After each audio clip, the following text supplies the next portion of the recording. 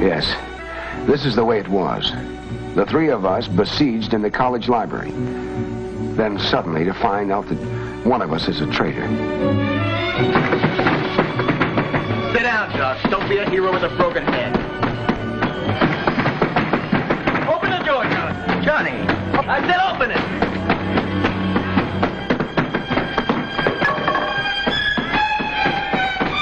Sorry, Johnny, but I couldn't see you becoming a part of that wrecking crew.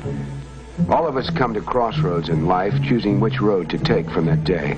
Long after, we wonder what life would have been had we taken the other way. Let me introduce the three of us. This is John Smith, honor student, football star, Vietnam veteran. Yet, somewhere along the way, he chose the road to anarchy and self-destruction. This is one of his ancestors, Jonathan Smith, who gave his life for his country back in 1776. I am Sam Hardin, History Department, this university. It isn't often we get a second chance in life, a chance to go back and take the other way. Let's see if we can work out an allegorical second chance for John Smith, and incidentally see what we can come up with for ourselves. Will it be tragedy or hope?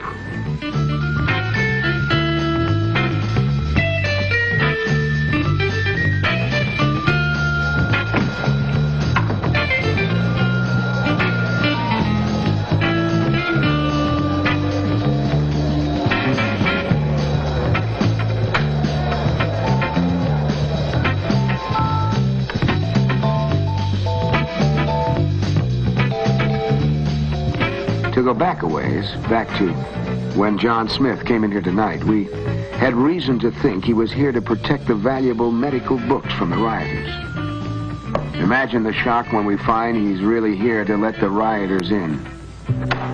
Now, why should a normally decent, normally intelligent young person like John Smith choose the road to communism over America and freedom? For one thing, our youth of today are the object of the most extensive, intensive, diabolical campaign ever conceived.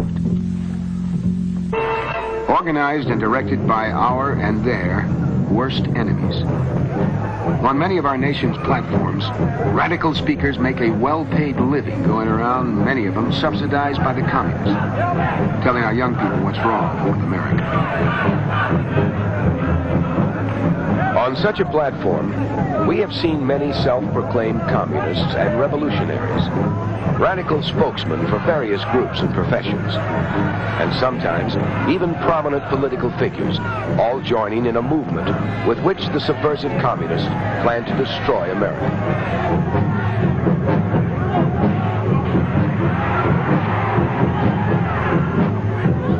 And why do so many of our young people fall for it?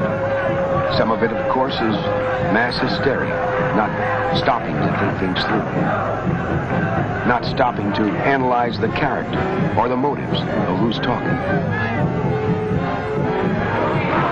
A typical line from such rabble-rousers is, "If America don't come round, America should be cranked down." Why do they swallow a line like this? Well, they think they want to be different. They want to do their own thing, lead their own life, which too often means wreck their own life. It is true there are things wrong in this country. There are social and economic inequities. They're being leveled off more and more all the time. But not by scenes like these.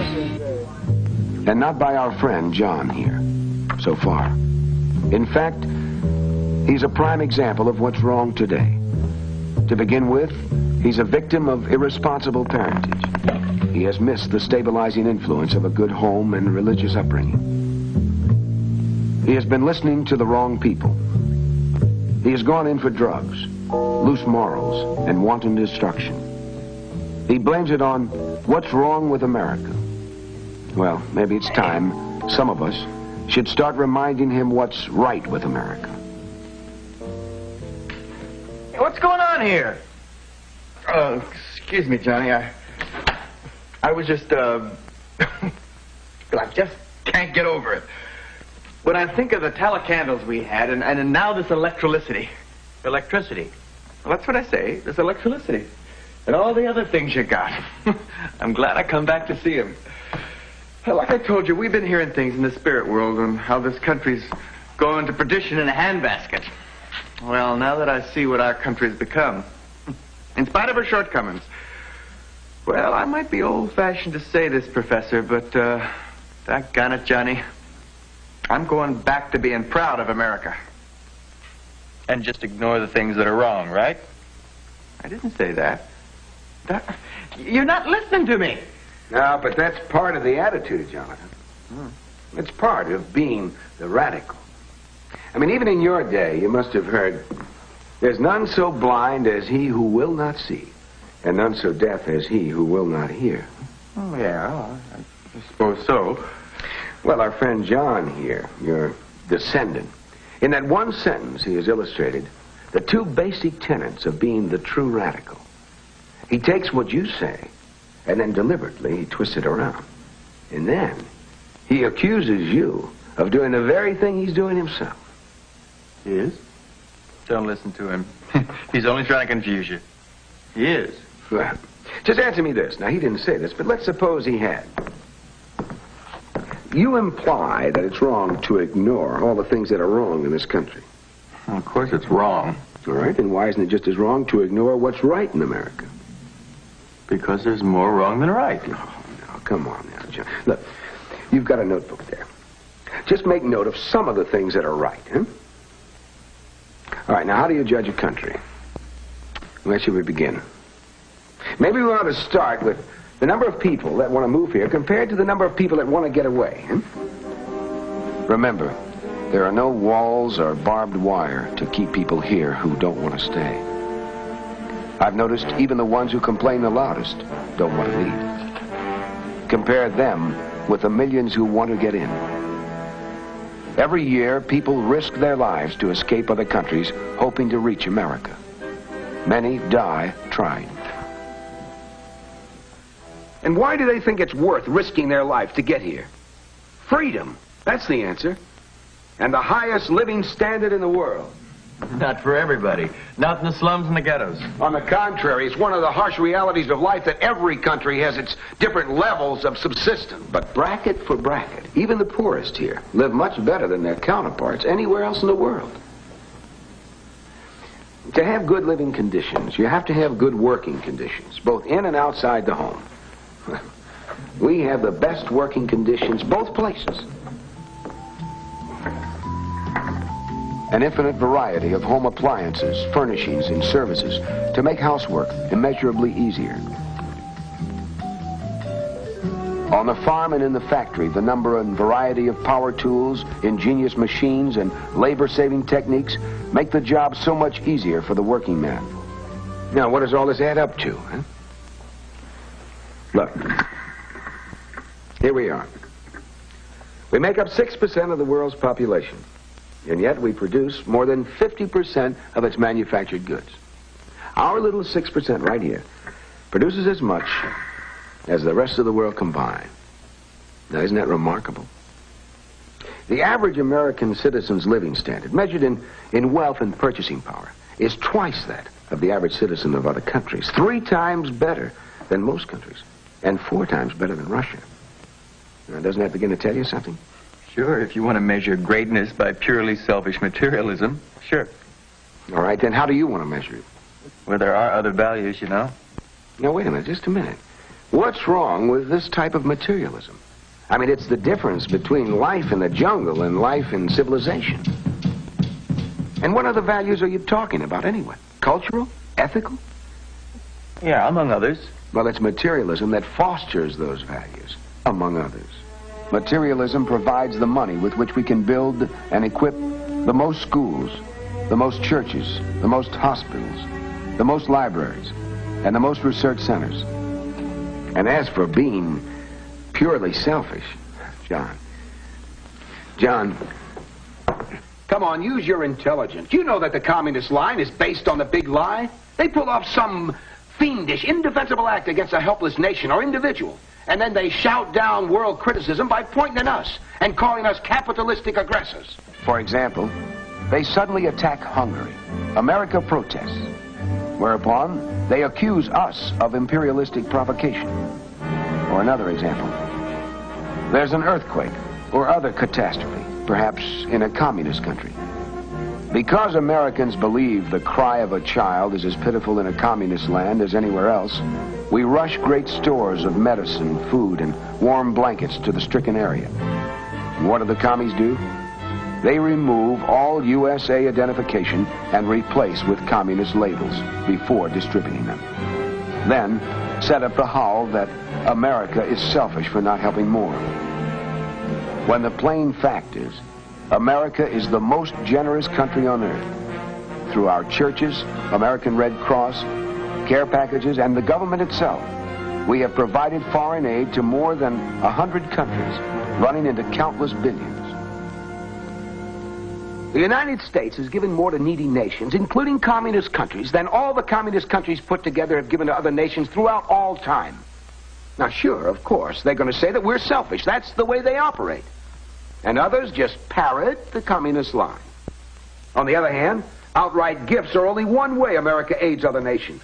As we constantly raise our standard of living, the spin-offs raise standard of other countries.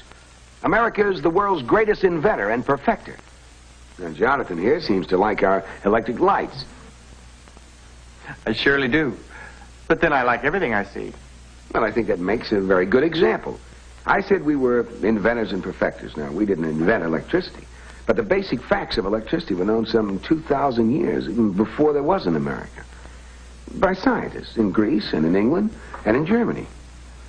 And for 2,000 years, nobody knew what to do with it. It remained for Benjamin Franklin to harness it. And his inventions were the basis from which later Americans invented and developed the electric light and the telephone, intercontinental radio, motion pictures, television, and so on. Hello, my honey, hello, my ragtime gal. My baby, send me a kiss by wire. Other Americans have given the world the automobile, steamships, trains, planes, refrigeration, and the mechanized home, factory, and farm, and most of the medicines now used around the world. Again, some of these were known, or at least suspected in rudimentary form, but it remained for America to really develop them and give them to the rest of the world to enjoy. And mind you, John, America is only 300 years old, really just 200 years old as a nation. And yet, these 200 years, largely due to America, has seen the development of mankind as a whole increased astronomically over all the thousands of years before that put together. Now tell me, John, what does this country have to do to rate your respect and admiration? May I say something? Sure. Well, it's done me a sight of good coming forward in time like this, to see how wonderful things have turned out. But I wish I could take you back with me, back in time, back those 200 years when we were starting as a nation. I wish you could have seen this country then. How it was pretty. Wild, but pretty. All woods and streams, and hills and valleys, with patches of little farms. At first, most of us lived on farms. Because homes were scattered, each family was closer together. And because we lived so close to the land, and close to the seasons, and growing things, well, maybe it helped us feel closer to God. Oh, it was back-breaking work, farming those days. When I see how farming is done today, whoo-hee, it's hard to remember our first scratchings of the earth with the end of a stick. You just can't believe how much easier it's made the work all over the world. Because of mechanization in this country, only 5% of our people farm anymore. Yet the nation is the best fed it ever was, and we supply a lot of food to other countries. Of course, while better farm tools solved one problem, they raised some new ones, too. Farm workers were freed to go into other kinds of production. And other production was sure needed. But how could they go? Travel, I mean. That's right. No highways. No, but there were waterways. Now, hey, mate. I'm interrupting something, I hope. Jack. Ah, there you are, Jonathan. Gentlemen, this is Jack. Captain Jack Smith. This is Professor Haddon. Ah, Professor. Hello, Captain. Well, is this himself? It is. Here's another one of your ancestors, Johnny. Captain Jack Smith. What ho, Johnny? Hello. Oh, and a fine broth of a lad he is. Begorra, Johnny, we could have passed for twins, couldn't we now? Except for me Irish mother, who gave me this red hair. You're John Smith? No, no, 200 years before me he was. I'm Captain Jack. Captain Jack was with Rabbit Fulton. Were you the captain of the Claremont? No, but I was aboard it. Toot Fulton and I grew up together. Toot. Well, that's what we called him, us Pennsylvania farm boys. Toot was all the time dreaming up something. I mind the time he was 13. He fixed up a paddle wheel to our fishing boat so we wouldn't have to row it. He'd sit in the stern and go, toot toot. Then later he dreamed up the steamboat. In a way. Of course, there have been boats ever since Noah's Ark. The principles of the steam engine were known in Greece over 1,000 years ago and never developed, or even the two things thought of together. No, not till America. That's right. Because you see, Johnny, in America, well, people have always been free to dream and to work to make their dreams come true. A lot of American inventors worked on the steamboat. There was Fitch, and Stevens, and Rumsey, and Livingston. Of course, some of the boats weren't much bigger than rowboats, and it was a hard time they had going more than 3 miles an hour. A Green Mountain boy could walk faster than that. If he could find 3 miles of open ground. Fulton designed a special boat with a special engine. We run it from New York to Albany and back. 32 hours up, 30 hours back. But the round trip, mind you, was nigh on 300 miles. And that's something a steamboat had never done at all before. So that's why Truth Fulton gets credit for the first steamboat. That was the Claremont. Sure. But her full name was Catherine of Claremont. Catherine was the name of Fulton's wife, and Claremont was the name of her papa's farm. You see, he put up part of the money. Oh? People forget things. They forget all the other things that Fulton did to advance water travel all over the world. You see, the way he saw it in this new wilderness land, it was a heap easier to build waterways than highways. Why, he dreamed up a system for making rivers more navigable and tied them together with canals. Indeed, he even invented the first power digger to ream out rivers and dig canals. He planned the Erie Canal from the Hudson River to Lake Erie, one of the first real steps in pushing this nation westward. And did you know he built 15 more steamboats, including the Raritan and the New Orleans, that opened up power shipping up and down the Mississippi? Now, the New Orleans, that's the one I was captain of. Oh. And he worked in Europe, too, didn't he? Oh, indeed he did. He helped several countries with their river and canal systems. So you see, Johnny, America was still young, not much older than you are now. Already she was helping other countries, and she's been doing it ever since. And I don't need to tell you what better getting around means for any nation. If this nation had done nothing else, she's justified her destiny by developing power transportation for the world. Water, land, and air. And remember, all this in little more than a century. 100 years. Why, that's no time at all, when we can trace other civilizations back 10,000 years. In a little more than 100 years, this nation has given the world the steamboat, and then the railroad, And then the Model T. Oh, don't tell me. Smitty! Hello, Smitty. Meet Professor Hatton. Professor, this is John Jeremy Smith, but you call him Smitty. Pleased to meet you, Professor. Hi, Smitty. And that young fellow over there is grandfather. Well, you remembered. You couldn't have been, what was it, 7 or 8 when I died. 8, but I remember. Good boy, Johnny. Now, what's this all about, Jonathan? Well, we were just reminding him of what it was that made this country great. Who, Johnny? Well, I know him. He's my own flesh and blood. Well, he's ours, too. Just a few generations removed. Well, then why don't you save your breath for them young scalawags out there on the campus? Have you seen what's been milling around out there? Oh, we've seen him. That's why we need Johnny's help. And people like him. Well, why didn't you say so? Now, where are we at? Well, we were talking about America's contributions to the world in materialistic ways. Just a few highlights. talking about invention and transportation, and that's when you chimed in with your friend Henry and the Model T. Well, we never called him Henry. Yes, I work for Mr. Ford. Close as anyone for a spell, I guess. He's a fine man. I always thought Henry Ford was about as American as you could get. He was raised on a farm. He knew what it was like to work for a living. He grew up in a home with religious principles. Yes, and when he married Clara, they raised their children the same way. And so do their children. True. And while Mr. Ford didn't make the first automobile, he probably did most to start the automobile industry. He did in my book. Old Model T was the first what you'd call a practical automobile. One the general public could afford. He also developed the moving assembly line, another American invention. One that other countries are now using. Assembly lines not only made the work easier, the increased efficiency raised wages.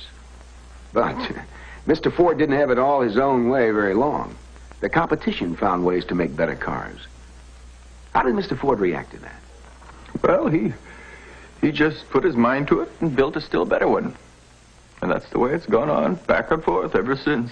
That's the way American free enterprise works, isn't it? Exactly. It's the greatest economic system known to man. It allows you to take the greatest good and bring it to the greatest number. Our enemies say that we're materialistic. We are. We provide material benefits that make life better and longer. And not just for America, but all over the world. I wish I could say we were completely unselfish. But I can say this. We are the least selfish nation on earth. Now, is that wrong? Our enemies say that we're capitalistic. We are. But you need capital to build schools and hospital and industrial plants, to lighten labor. The last time I was in Detroit, I was in the Ford plant. It could have been General Motors or Chrysler, but it was Ford. I saw a huge press stamping out fenders, and I asked the foreman, "How is it operated?" He told me, "The man pushes the button, and the conveyor carries them away." "Well, how much does a machine like that cost?" $500,000. "Just one machine?" Just one. Of course, not many machines cost that much money apiece. But in all American industries, nationwide, the average cost of power tools and equipment and inventories was more than $35,000 per worker. Now, American industry has put up that capital so that they can produce more and better goods, less laboriously, and in a competitive market, so that more people can enjoy more and better products. Now, that is the American capitalistic system. Is that wrong? No. Then what is wrong? That's wrong. You gotta go out there and put a stop to that foolishness. You think we can do it alone? Well, we'll never know till we try. You're not alone. I've fought for this country once. I can do it again. I may be a spirit, but this old musket's solid enough. Those is captain's bar picora. Oh, sorry. It's the best I could find. A little crooked, but I'll straighten it out on somebody. How about that, Doctor? That's quite a family I'm from, huh? Yes, and it's quite a country they've helped build for us. Yeah.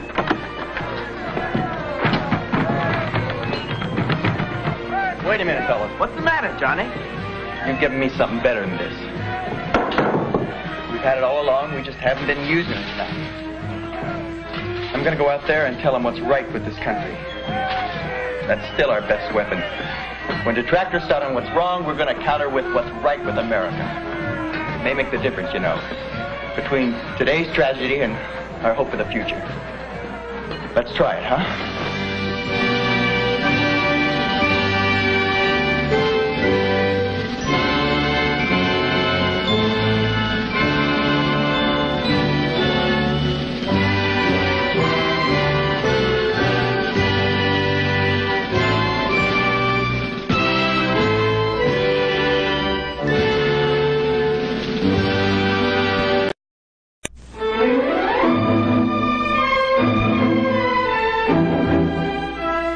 Yes, this is the way it was.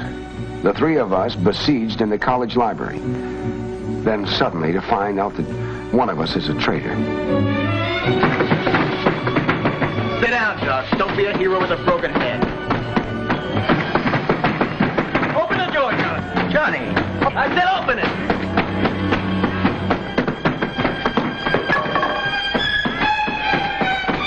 Sorry, Johnny, but I couldn't see you becoming a part of that wrecking crew. All of us come to crossroads in life, choosing which road to take from that day. Long after, we wonder what life would have been had we taken the other way. Let me introduce the three of us.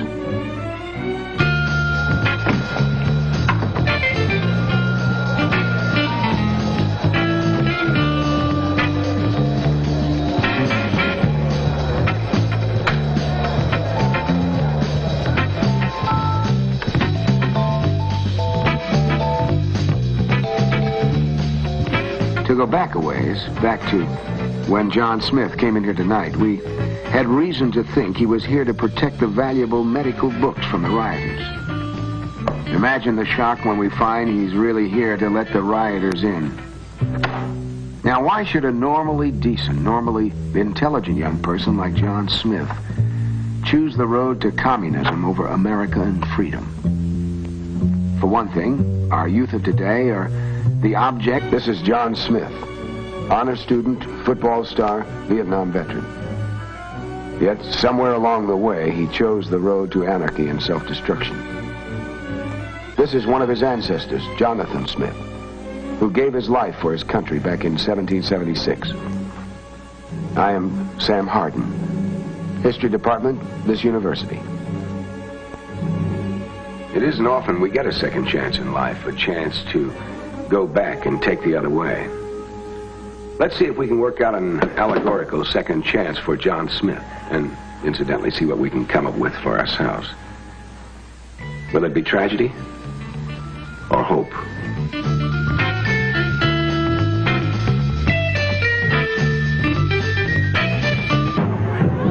And why do so many of our young people fall for it? Some of it, of course, is mass hysteria, not stopping to think things through, not stopping to analyze the character or the motives of who's talking. A typical line from such rabble-rousers is, If America don't come round, America should be burnt down. why do they swallow a line like this? Well, they think they want to be different. They want to do their own thing, lead their own life, which too often means wreck their own life. It is true there are things wrong in this country. There are social and economic inequities. They're being leveled off more and more all the time. Of the most extensive, intensive, diabolical campaign ever conceived. Organized and directed by our and their worst enemies. On many of our nation's platforms, radical speakers make a well-paid living going around, many of them subsidized by the communists, telling our young people what's wrong with America. On such a platform, we have seen many self-proclaimed communists and revolutionaries, radical spokesmen for various groups and professions, and sometimes even prominent political figures, all joining in a movement with which the subversive communists plan to destroy America.